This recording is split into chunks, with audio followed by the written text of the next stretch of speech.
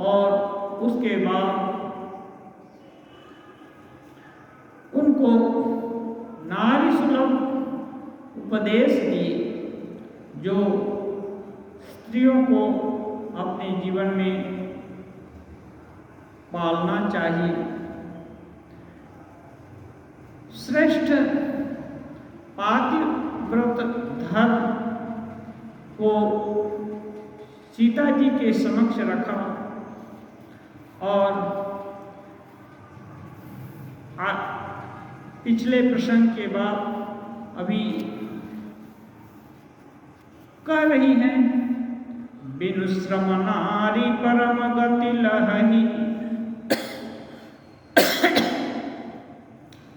बिनु श्रम नारी परम गति लहई, पतिव्रत धर्म छाड़ी छल गहई। जो स्त्री छल छोड़ करके पातिव्रत धर्म को अपनाती है, वह बिना दूसरे प्रयास के जप योग ध्यान पूजा प्रार्थना कर्म ज्ञान ये सब बिना इनका अनुष्ठान किए वह परम गति ब्रह्म की प्राप्ति तक हासिल कर लेती है। कहते हैं, पति प्रतिकूल जन्म जहाँ जाई, विधवा होई नारी तरुणाई। और इसके विपरीत जो पति के प्रतिकूल रहती है, दूसरे पुरुष के साथ संबंध बनाती है, ऐसी स्त्री मरने के बाद जहाँ भी जन्म लेती है वहाँ नौजवानी में ही विधवा हो जाती है और अपार कष्ट पाती है। सहज पावनी नारी पति सेवत शुभ गति लहई, जसु गावत श्रुतिचारी अजहु तुलसिका हरि प्रिय। अनुसुईया जी कहती हैं, स्त्री जाति जन्म से ही अपवित्र है। अपवित्र में रजस्राव आदि होते हैं, ये सब संतान पालन करना होता है। ये अपवित्रता नहीं है, लेकिन मानते हैं ये सब साधक पथ में, भगवान के पथ में एक तरह से विघ्न ही हो जाते हैं, उस समय और कुछ नहीं कर सकते हैं। इसलिए कहती हैं कि स्त्री जाति जन्म से ही अपवित्र है, किंतु पति की यदि ठीक ठीक सेवा करे और पति परायण हो तो अनायास ही शुभ गति प्राप्त करती है, ब्रह्म ज्ञान तक प्राप्त कर सकती है। गोस्वामी जी कहते हैं, आज भी तुलसी भगवान को प्रिय है, चारों वेद इसका वर्णन करते हैं। सुन सीता तव नाम, सुमेरी नारी पतिव्रत करही, तुही प्राण प्रिय रामा, कहि हम कथा संसार हित, कहियूं कथा संसार हित। अंत में कहती हैं, हे सीता सुनो, तुम स्वेच्छा से ही मेरे उपदेश के पहले ही तुमने वर्ण किया, दुख कष्ट सहने पर भी पति के साथ रहना स्वीकार किया और तुम उनका अनुसरण कर रही हो। लोग स्त्रियां तुम्हें पातिव्रत धर्म का आदर्श मान करके तुम्हें स्मरण करेंगी, क्योंकि तुम राम जी की प्यारी हो, उनको छोड़कर मन वचन कर्म से और किसी को नहीं चाहती। केवल मैंने ये सब उपदेश तो संसार के हित के लिए कह दिया। सुनि जानकी परम सुख पावा, सादरता सुचरण सिरुनावा।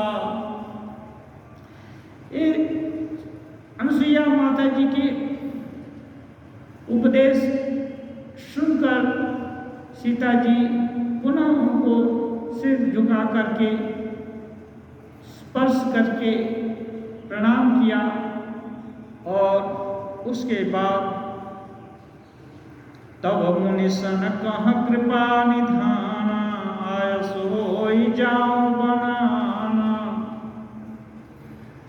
फिर कृपा निधान राम जी मुनि से आज्ञा लेते हैं, क्योंकि राम जी तो सभी देवताओं और मुनियों का कल्याण करने के लिए यहाँ आए हैं, सबका मंगल साधन करने के लिए आए हैं, तो वे एक जगह ही नहीं रुक जाना चाहते। इसलिए आदेश की प्रार्थना करते हैं, आप आदेश करें तो फिर यहाँ से प्रस्थान करें। और विनय दिखाते हैं, कहते हैं संतत मोह पर कृपा करे हो, सेवक जानि तजहु जनि नेहु, धर्म धुरंधर प्रभु कै बानी, सुनि सप्रेम बोले मुनि ज्ञानी। और राम जी विनय करके कहते हैं, हमारे ऊपर कृपा आप बनाए रखिएगा, कभी इससे हमें वंचित मत करिएगा। विनयी धर्म की धुरी धारण करने वाले श्री राम जी की वाणी, प्रेम भरी वाणी को सुनकर, विनयपूर्ण वाणी को सुनकर मुनि बहुत गदगद हो गए और श्री राम जी से प्रेम पूर्वक बोले, जासु कृपा जशिव सनकादि, चाहत सकल परमार्थ वादी। अत्रि मुनि कहते हैं, हे राम, जिसकी कृपा से ब्रह्मा जी, शिव, सनक सनंदन, सनत कुमार, सनातन, अन्य ऋषि मुनिगण, जिनकी कृपा के बल से परमार्थ में निरत रहना चाहते हैं, परमार्थवादी हो गए हैं, ते तुम राम अकाम प्यारे, दीन बंधु मृदु वचन उचारे। हे राम, तुम वही अकाम और सबके हृदय के प्यारे हो, और तुम दीनों के बंधु हो, और इतनी प्रिय वाणी तुम ही बोल सकते हो, तुम सब कुछ हो, फिर भी हमसे प्रार्थना करते हो, विनय दिखाते हो। अब जानी मैं श्री चतुराई, भजी तुम ही सब देव बिहाई। अब अत्रि मुनि कहते हैं, अब मैं समझ गया कि लक्ष्मी जी ने तुम्हारी को किस लिए वर्ण किया। जब समुद्र मंथन हुआ था तो उससे लक्ष्मी जी प्रकट हुई थी। श्री वरुणा वारुणी अमीर शंख गजराज, ये सब कल्पधेनु, शशिबाज, विषबाज, ये सब समुद्र मंथन से निकले थे। लक्ष्मी जी गले में जिसके वरमाला डालेंगी वही उनका पति हो जाएगा। सभी देवता भी चाहते हैं उनके ऊपर मुक्त है, दानव भी मुक्त है। आप आपस में सभी एक दूसरे हम वर्ण करेंगे, हम वर्ण करेंगे, ऐसा करके होड़ लग गया। फिर क्या करेंगे, आपस में ही तुमुल संग्राम शुरू हो जाता। अमृत निकालने के लिए तो समुद्र मंथन हो रहा था, बीच में ही विवाद खड़ा हो जाएगा। इसलिए सबने ठीक किया कि ये जिसको वर्ण करेगी वही। सभी लोग पास पास में आकर कतार लगाकर खड़े थे। लक्ष्मी जी धीरे धीरे चली जाते हैं। दूर दराज में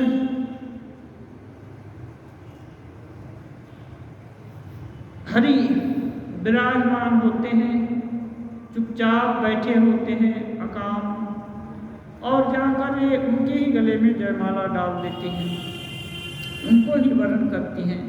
इसलिए अत्रि मुनि कह रहे हैं, अब मैं तुम्हारी चतुराई जान गया। तुम्हारे कारण, तुम्हारे अंदर इतने गुण हैं, इसके कारण ही चतुर लक्ष्मी जी तुमको ही वरण किए। जय समान अतिशय नहीं कोई, ताकर शील कस न सहोई। मुनि जी कहते हैं, जिसके समान और कोई नहीं है, भला उसका शील स्वभाव ऐसा क्यों न हो। केहि विधि कहूँ जासु अब स्वामी, कहो नाथ तुम अंतर जामी। केहि विधि कहूँ जाहु अब स्वामी, कहो नाथ तुम अंतर जामी। राम जी ने अन्य वन में जाने की आज्ञा मांगी। अब अत्रि मुनि तो जानते हैं कि परब्रह्म सच्चिदानंद ही राम रूप में आए हैं। भला भगवान को कौन बोल सकता है कि आप अन्यत्र जाइए। लेकिन भगवान सबके हैं, सबके ऊपर कृपा करते हैं। कृपा करके अत्रि मुनि को तो भगवान दर्शन दिए, उनका आतिथ्य भी स्वीकार किए। माता मुसैया जगत जननी सीता जी को 2 अनमोल वस्त्र आभूषण आदि भी दिए। फिर अन्यों का भी भला होना चाहिए। ऋषि स्वार्थी नहीं है, क्योंकि स्वार्थ परमार्थ से ऊपर उठ चुके हैं। इसलिए कहते हैं, हे अंतर्यामी, आप मुझसे क्यों पूछते हो कि आप जाओ। भला कोई आपको जाने को कह सकता है। अस कहि प्रभु बिलोकि मुनि धीरा, लोचन जल बह पुरक शरीरा। ऐसा कह करके मुनि जी श्री राम जी को देखते हैं और पूरा अपनी आत्मा को बाहर शरीर धारण किए हुए देखकर उनका शरीर पुलकित हो जाता है और नेत्रों से अश्रुधारा निकल पड़ती है। गोस्वामी जी लिखते हैं, तन पुलक निर्भर प्रेम पूरन नयन मुख पंकज दिए, मन ज्ञान गुण गोतीत प्रभु मैं दीख जप तप का किए। जप जोग धर्म समूह ते नर भगति अनुपम पावई, रघुबीर चरित पुनीत निश दिन दास तुलसी गावई। मुनि अत्यंत प्रेम से पूर्ण हो गए, उनका शरीर पुलकित हो गया और नेत्रों को श्री राम कृष्ण के मुखमंडल में लगा दिए। मैं और सोच रहे हैं, मैंने ऐसे कौन से जप तप किए जिसके कारण मन ज्ञान गुण और इंद्रियों से अतीत प्रभु के दर्शन पाए। अपने भाग्य की को सोच रहे हैं, कौन सा ऐसा पुण्य कर्म किया, ऐसी साधना किया जिससे भगवान स्वयं मेरे आंखों के सामने खड़े हैं। जप जोग धर्म समूह मनुष्य अनुपम बुद्धि पाता है। रघुबीर के पवित्र चरित्र को तुलसीदास जी इसलिए रात दिन गाते हैं। कहते हैं जप करेगा, योग करेगा, धर्म करेगा आदि सबका अनुष्ठान करने से मनुष्य अनुपम गति को पाएगा। भगवान कृपालु हैं ये जानकर उनके नाम जप करेगा, उनको याद करेगा, ये आशा में गोस्वामी तुलसीदास जी साधकों के तरफ से कह रहे हैं कि यह तुलसीदास साधक तुलसीदास इसलिए राम जी की निरंतर भजना करता है। कलिमल समन दमन मन राम सुजस सुख मूल सादर सुनहि जे तिन पर राम कर रहे अनुकूल। कलिमल समन, कलिकाल एक पापों का समूह युक्त काल है। श्री रामचंद्र जी का सुंदर सुयस इस कलयुग के पापों को नाश करने वाला है और मन को दमन करने वाला और सुख और श्रेयस का मूल है। जो लोग प्रेम पूर्वक आदर से श्री रामचंद्र जी की गुणावली सुनेंगे वे श्री रामचंद्र जी की कृपा से परिपूर्ण हो जाएंगे। राम जी उन पर प्रसन्न होंगे। कठिन काल मलकोश धर्म न ज्ञान न योग जप परिहरि सकल भरोस राम ही भजहि जे चतुर नर। कठिन काल मलकोश, ये कलिकाल बहुत कठिन है, घोर कलिकाल है, पापों का खजाना है। मलकोश, इसमें सभी तरफ से पाप ही पाप है। धर्म न ज्ञान न योग जप, इसमें धर्म सहजता से मिलने वाला नहीं है, न ज्ञान की ही चर्चा हो सकती है और न योग ही, क्योंकि आयु बहुत कम है। और श्री रामकृष्ण देव बोलते हैं कली काल में अन्नगत प्राण है, प्राण अन्नगत है, इसलिए हर कम से कम 12 घंटे पर कुछ खाने को चाहिए, खाना नहीं तो पानी तो पीना चाहिए। इसलिए ये योग ज्ञान और धर्म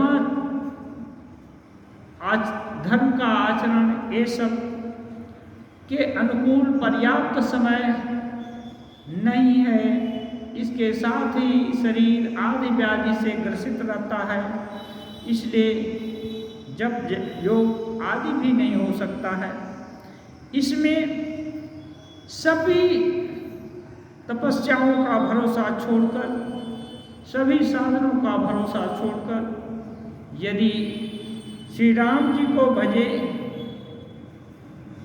ऐसे लोग, ऐसे साधक चतुर होते हैं जो भगवान को भजते हैं और भजने से ही उनकी मुक्ति हो जाती है, भक्ति मिलती है।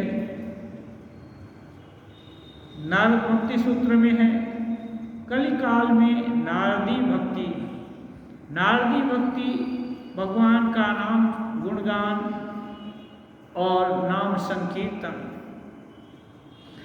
मुनिपद कमल जाई करि सीसा, मुनिपद कमल नाई करि सीसा, चले बनहि सुर नर मुनीसा। आगे रामानुज पुनि पाछे, मुनिवर बेश बने अति काछे।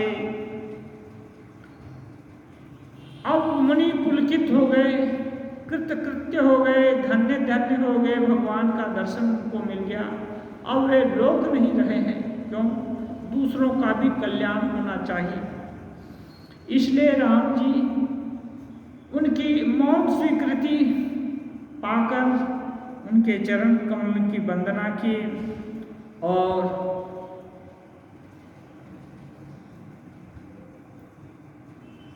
सुर नर मुनि, सुर माने देवता, नर मनुष्य, और जो मुनि भगवान की आराधना में रत हैं, वे सभी के ईश्वर अब आगे के लिए प्रस्थान कर लिए। आगे आगे राम जी जा रहे हैं, पीछे से लक्ष्मण जी हैं और बीच में जानकी जी हैं। राम और लक्ष्मण मुनियों का वेश बनाए हुए हैं और बड़े ही सुंदर लग रहे हैं। उभय बीच श्री सोहई कैसी, ब्रह्म जीव बिच माया जैसी। राम जी और लक्ष्मण जी के बीच में सीता जी कैसी लग रही हैं, कैसे दिख रही हैं, वो स्वामी जी उपमा करके कहते हैं जैसे ब्रह्म और जीव, ब्रह्म पूर्ण है और जीव अज्ञान उपहित चैतन्य है। इसके बीच में माया अज्ञान आ गया है। इसी के कारण जीव अपने शिवत्व को, शिव को नहीं देख पाता है।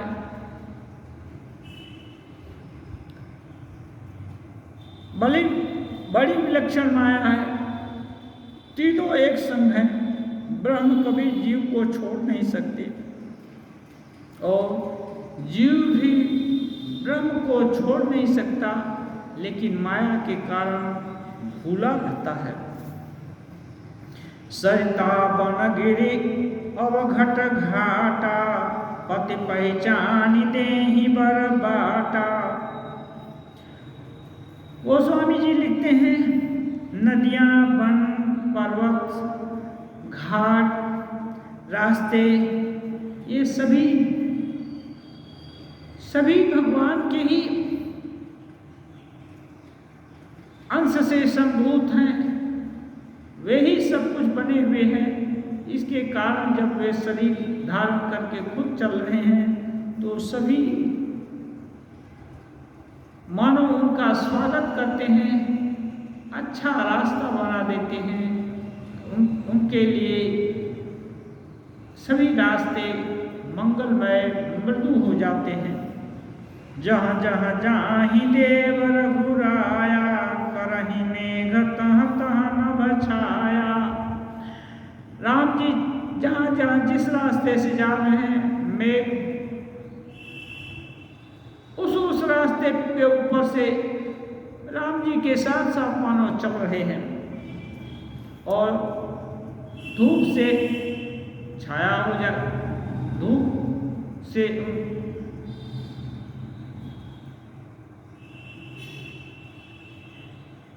राम जी को कष्ट नहीं होता है। मिला सुर विराध मग जाता, आवतहि रघुवीर निपाता। अब जंगल में राम जी तो असुरों का वध और ऋषि मुनियों और देवताओं का हित करने के लिए जाने। विराध राक्षस मिला और राम जी की तरफ दौड़ा। रास्ते में ही पास आने के पहले ही उसका काम तमाम कर देते हैं। तुरत ही रुचिर रूप ते पावा, देखी दुखी निज धाम पठावा। कहते हैं सत्संगति कथय किम न करोति पुंसाम।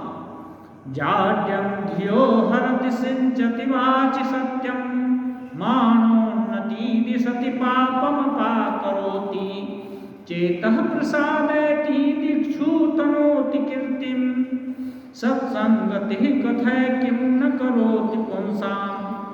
राजा भर्तृहरि जो अब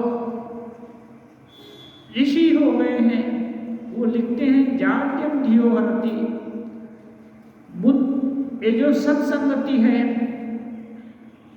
बुद्धि की जड़ता को हर लेती है। सिंचति वाच सत्यम, और वाणी में सत्य का संचार कर देती है। वाणी झूठ बोलना नहीं चाहती, नहीं जानती।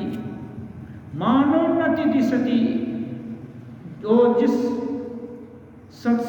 मनुष्य सत्संगति में रहता है उसका मान और सम्मान और उन्नति होती है, सामग्रिक उन्नति होती है। मानोन्नति दिशति पापम अपाकरोति, उसके जो भी पाप हैं इस जन्म और अन्य जन्म के सबको क्षय करती है। पापम अपाकरोति दिक्षु तनोति कीर्तिम, और चारों दिशाओं में उसकी कीर्ति होती है। वो कहते हैं सत्संगति भला मनुष्य का क्या नहीं करती। और यहाँ तो विराज स्वयं भगवान जो सभी संतों के मूल हैं, उनके सामने आकर उनका संग पाकर उसका भला न हो, यह कैसे हो सकता है। इसलिए भगवान जिसको भी दंड देते हैं उसका भला होता है, जिसको प्यार करते हैं उसका तो कहना ही क्या है। पुनियाए जह मुनि सरभंगा सुंदर अनुज जानकी संगा। अब विराट का वध करके उसको सदगति देकर भगवान और आगे बढ़े। रास्ते में सरभंग मुनि जो अगस्त्य मुनि के शिष्य थे, रास्ते में वो मिले।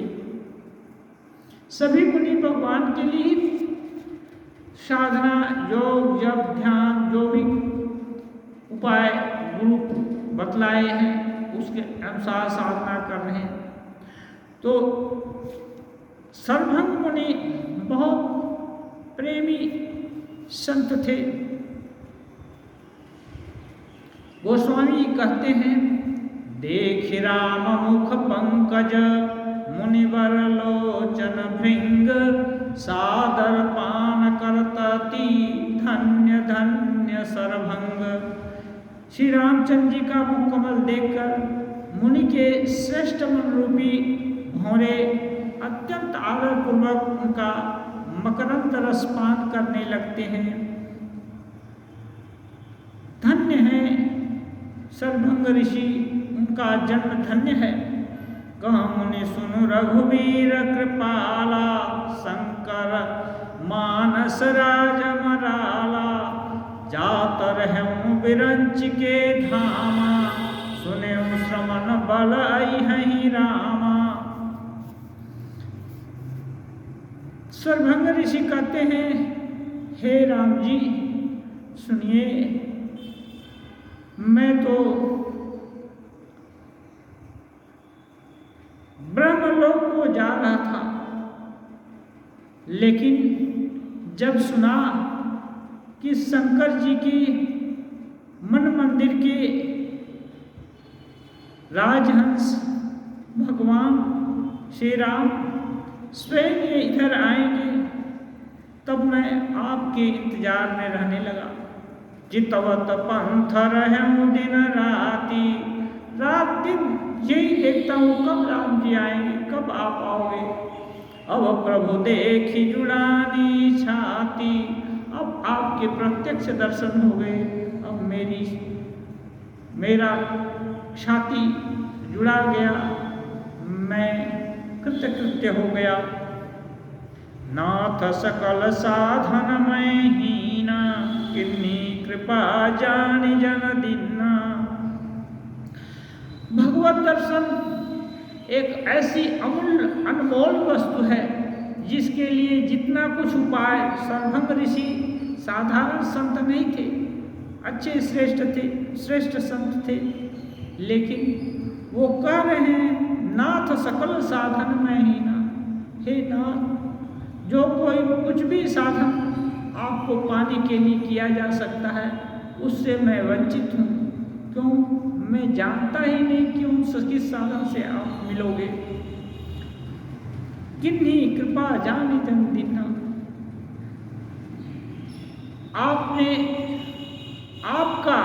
लेकिन आपको ही पाने के लिए जो कुछ भी थोड़ा प्रयास हो रहा है, जंगलवास और यहाँ साधन भजन, वो आपके लिए ही हुआ।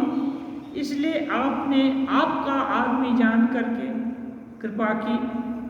सो सब देव न मोहिनी होरा, निजपन राख्यो जन मन चोरा, तब लगी रहो दीन हित लागी, जब लगी मिलो तुम्हें तनु त्यागी। कहते हैं, हे देव, यह सब कुछ मुझ पर आपका एहसान नहीं है। क्यों? आप भक्त मानस चोर हैं, ऐसा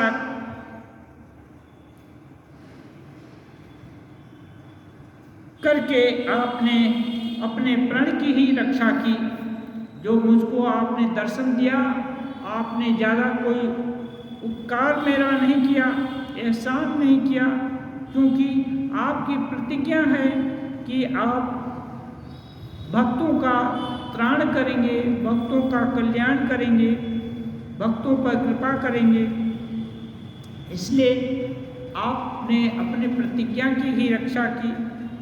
अब कृपा करके थोड़ी देर और ठहर जाइए, जब तक कि मैं इस शरीर को छोड़ दूं आपके सामने।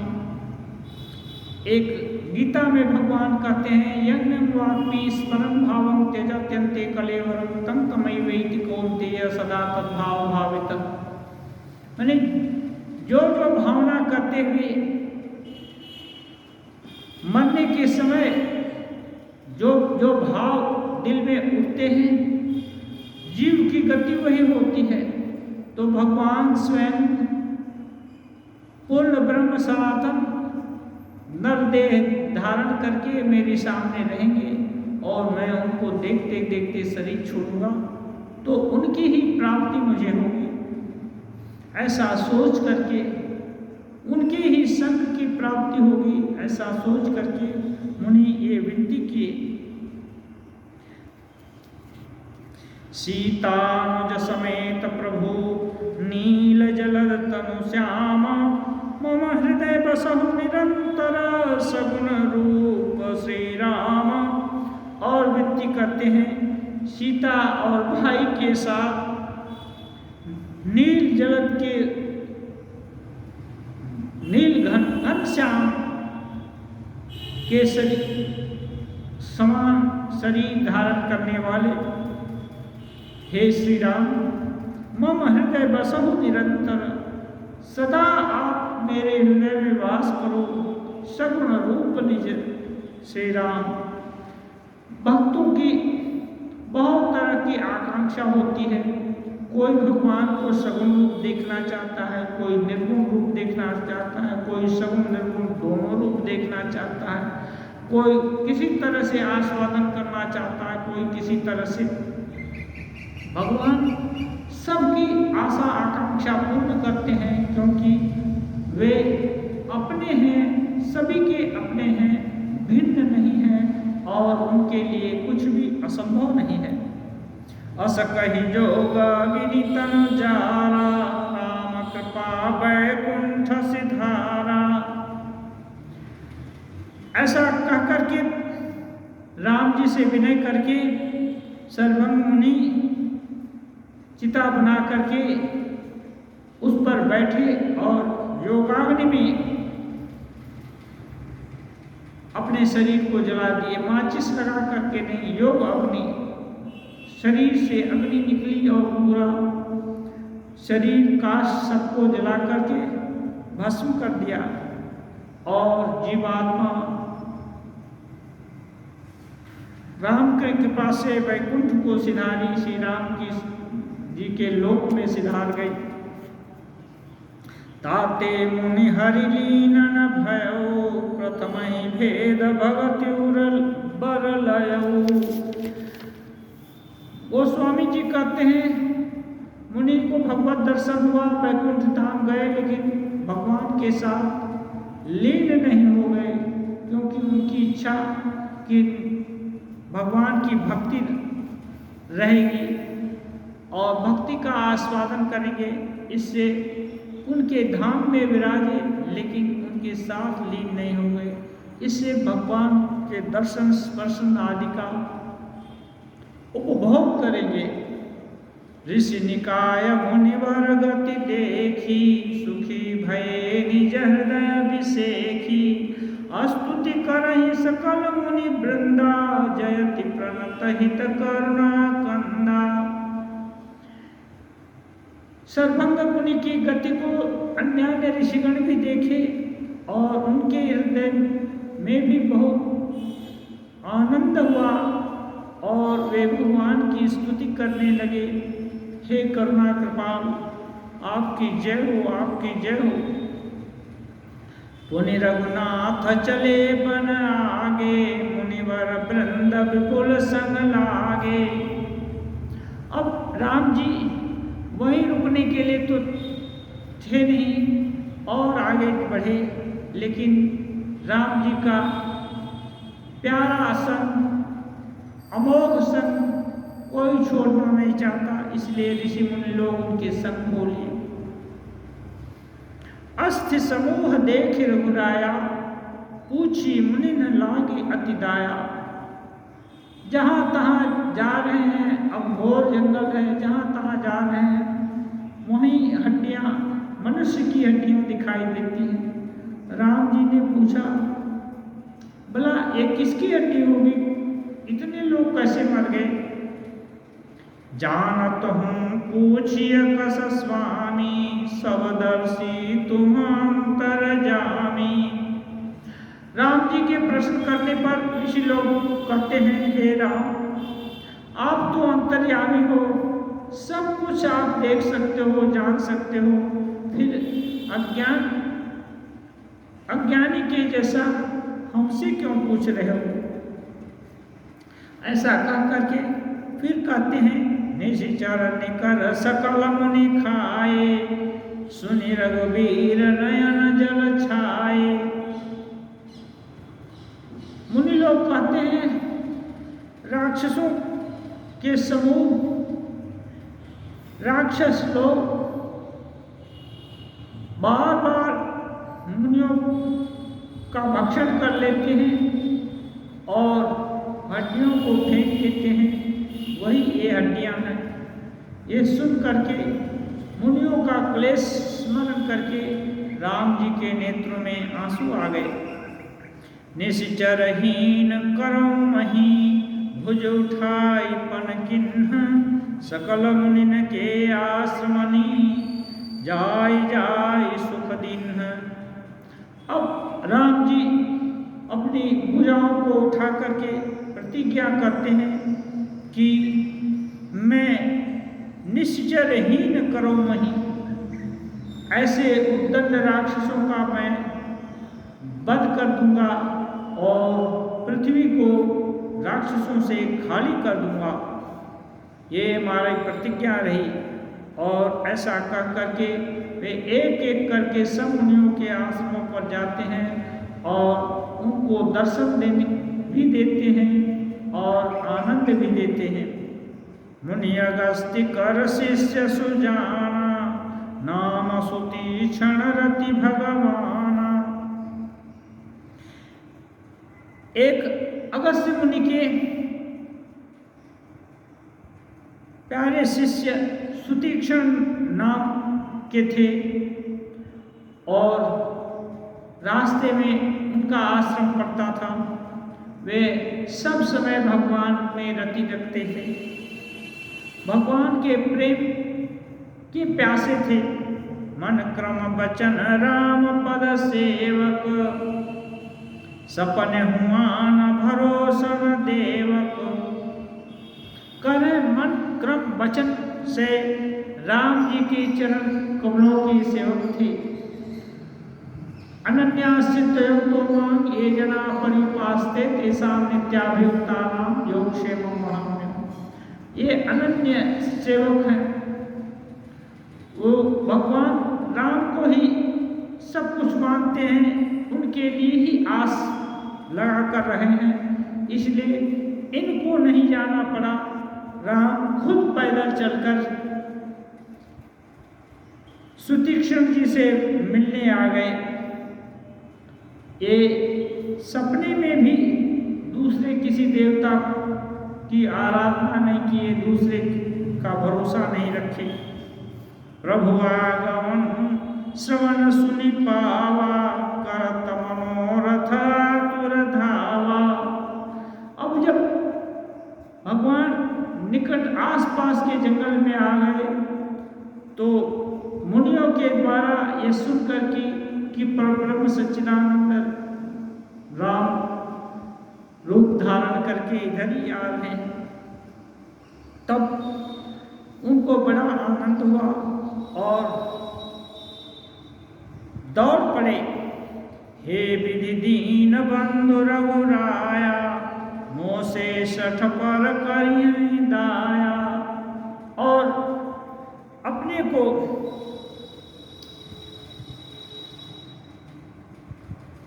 अपने मन ही मन सोच रहे हैं, क्या कैसी बात है कि विधाता हम पर कितने प्रसन्न हैं कि दीनबंधु रघुनाथ जी मेरे जैसे तुच्छ सेवक पर भी दया करेंगे, मुझे भी दर्शन देंगे। ये सोचकर उनके धैर्य की सीमा न रही। सहित अनुज मोहि राम गोसाई, मिली हई निज सेवक की नाई। सुतीक्ष्ण सोच रहे हैं राम जी अपने अनुज और सीता जी के साथ आकर मुझसे मिलेंगे, मुझ सेवक को दर्शन देंगे। मोरे जिय भरोसा दृढ़ नाही, भगति बिरति न ज्ञान मन माही। ओ करे न मैं भक्तिमान हूँ, न ज्ञानी हूँ और न वैराग्य ही इतना है कि राम जी की इतनी बड़ी कृपा का मुझे सौभाग्य प्राप्त होगा। नहीं सत्संग जोग जप जागा, नहीं दृढ़ चरण कमल लागा। सोच रहे हैं न तो मैंने ऐसा उत्कृष्ट सत्संग किया, न योग किया, न यज्ञ ही किया और न राम जी के चरण कमल में मेरा दृढ़ अनुराग हुआ। एक बानी करुणा निधान की, सो प्रिय जाके गति नान की। मेरे पास कोई भरोसा नहीं है, पर वे सोचते हैं हाँ, दया के भंडार प्रभु की एक बात है कि जिसे किसी दूसरे का सहारा नहीं होता वह उन्हें प्रिय होता है। ये साधना के जीव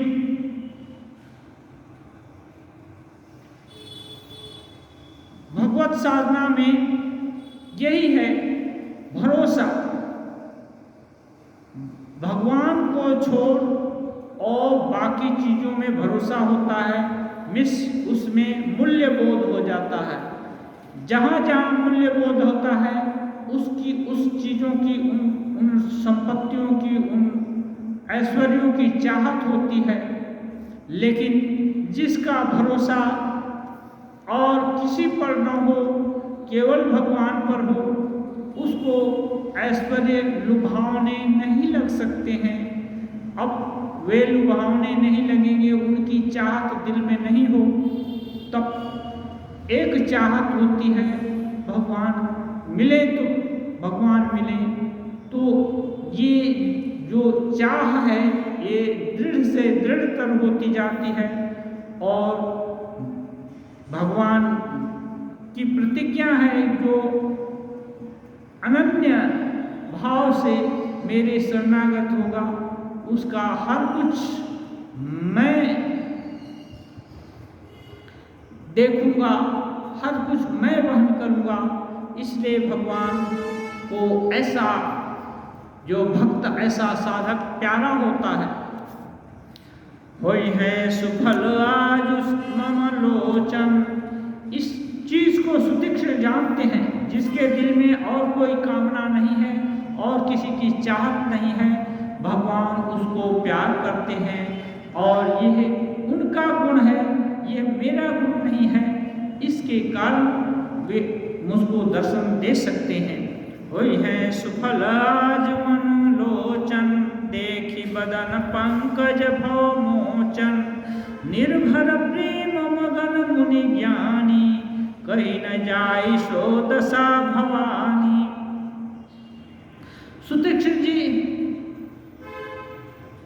ये सारी कल्पना करके भाव विभोर हो जाते हैं। वे सोचते हैं आज मुझे नेत्र प्राप्त हुए हैं, इसका लाभ, इसका फल आज मिल जाएगा। देखि बदन पंकज भव मोचन, भव भय मोचन करने वाले सुंदर बदन, कमल बदन को देखकर मेरे नेत्र आज तृप्त हो जाएंगे। निर्भर प्रेम मगन मुनि ज्ञानी। सुतीक्ष्ण जी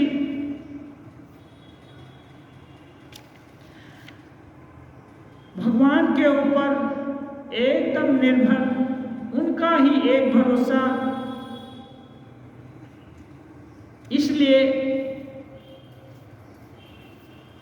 इसमें मानो बाढ़ आ गई उनके इस भरोसे में, और उनकी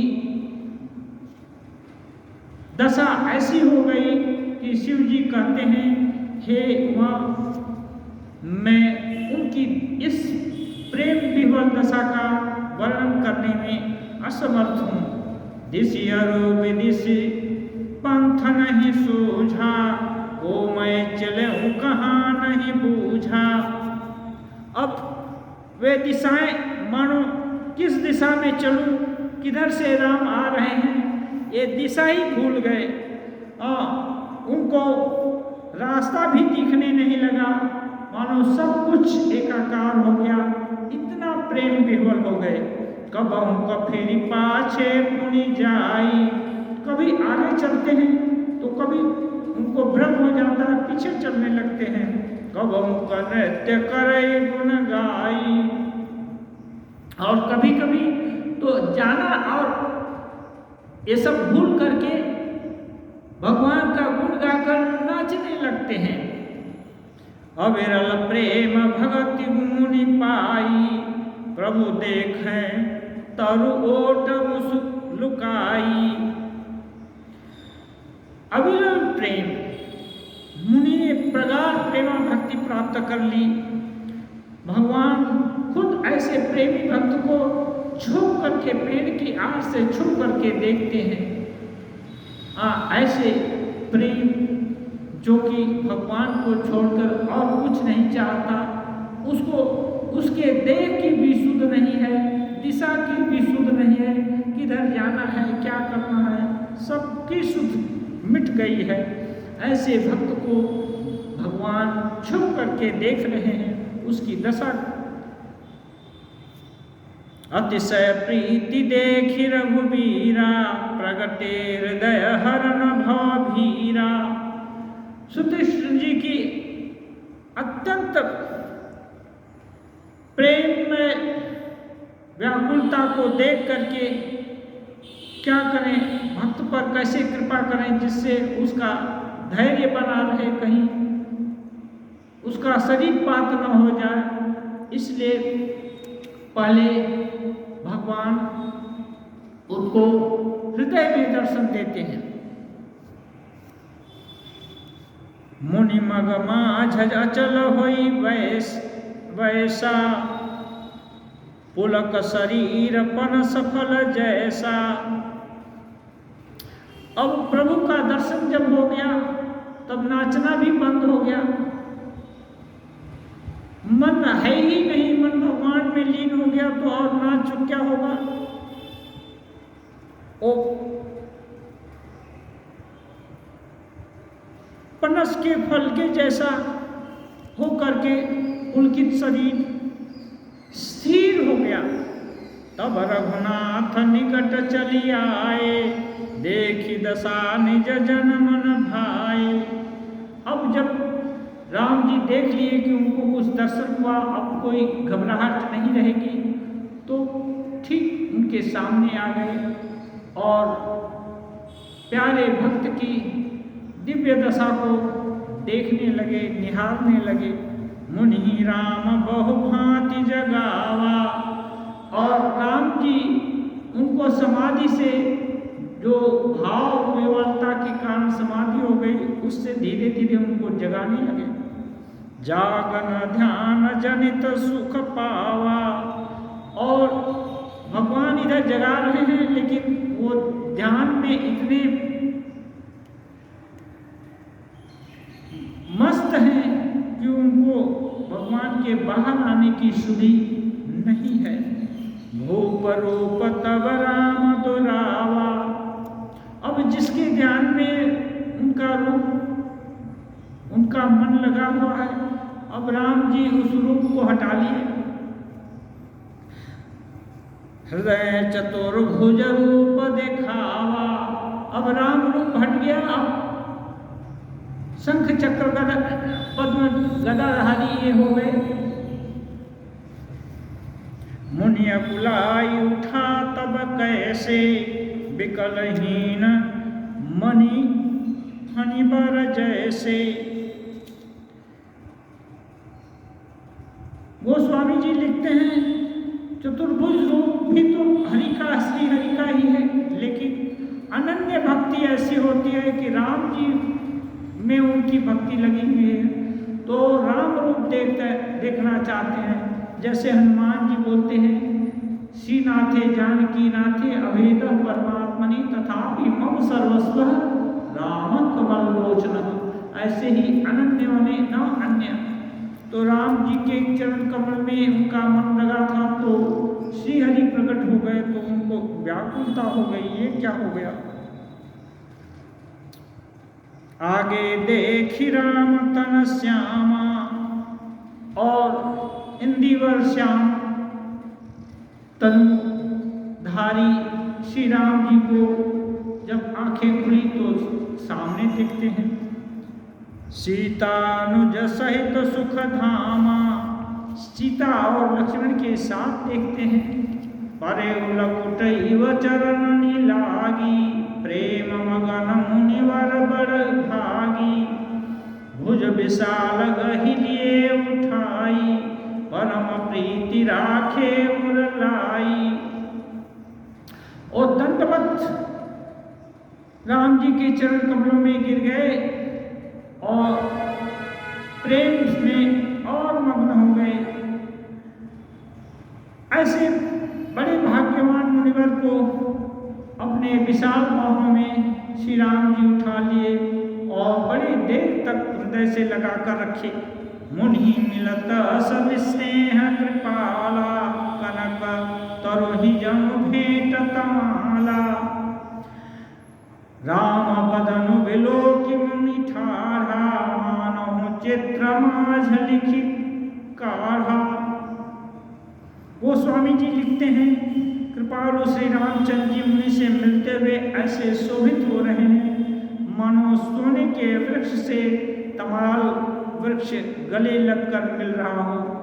मुनि निश्शब्द खड़े हो गए, क्या करें, कुछ भी नहीं देखते, टकटकी लगाकर राम जी की ओर देख रहे हैं, मानो चित्र में लिखकर बनाए गए हों। ऐसे चित्र लिखित के समान स्थिर हो गए। तब मुनि हृदय धीर धरी, गहि पद बारहि बार। निज आश्रम प्रभु आनि करी, पूजा विविध प्रकार। जब भीतर भी देख लिए, बाहर भी देख लिए, उनको दंडवत प्रणाम भी कर लिए। भगवान खुद अपने हाथों से उठाकर उनको स्पर्श किए, हृदय से लगा लिए। तब मुनि की का प्रेम थोड़ा सीमा में आया और हृदय में धैर्य धारण करके भगवान को अपने आश्रम में ले गए। बार बार उनके चरण कमल की वंदना करके अपने आश्रम में ले गए।